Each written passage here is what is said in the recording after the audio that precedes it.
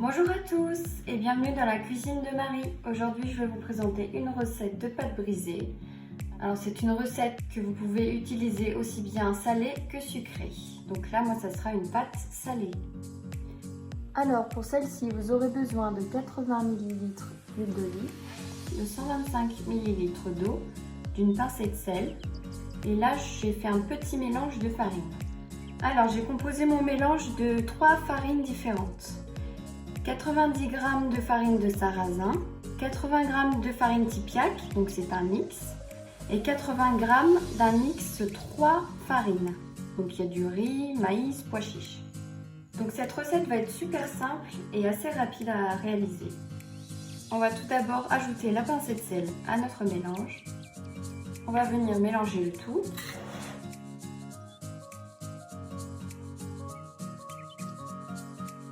On va ensuite y ajouter l'huile d'olive. On va commencer à mélanger.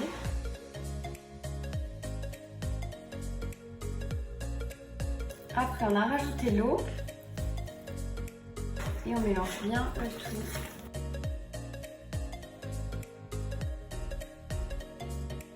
Alors, on obtient une pâte assez collante. À ce moment-là, on va pouvoir venir tâtonner un petit peu avec un surplus de farine. Donc en fait, c'est à vous de voir selon les farines que vous avez utilisées, à quel moment votre pâte vous semble bien. Je vais vous montrer comment je fais moi. Je vais récupérer ma farine de sarrasin, je vais en rajouter un tout petit peu dans le bol pour commencer.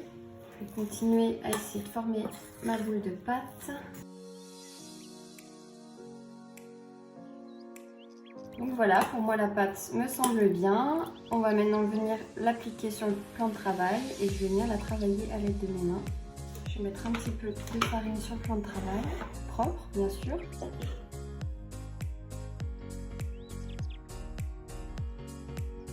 Hop. Au fur et à mesure, on vient récupérer un petit peu de farine au bout des doigts, comme ceci.